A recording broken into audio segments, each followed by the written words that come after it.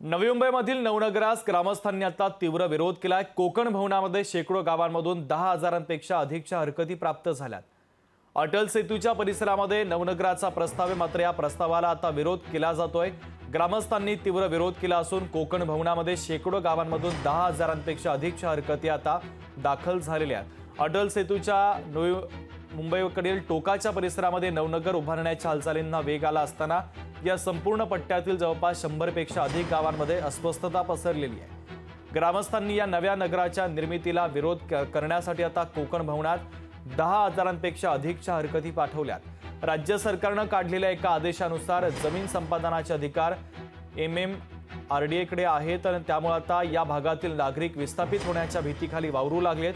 अस्वस्थ झालेल्या ग्रामस्थांचं जथ्थेच्या जथ्थे आता सध्या कोकण भवनात धडकू लागलेत। गेल्या 2 दिवसांमध्ये 10,000पेक्षा अधिक ग्रामस्थांनी आपल्या हरकती नोंदवल्यात।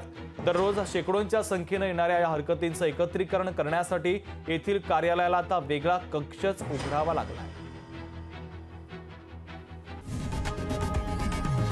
लोकशाही मराठी ऐका, पहा, जागरूक रहा।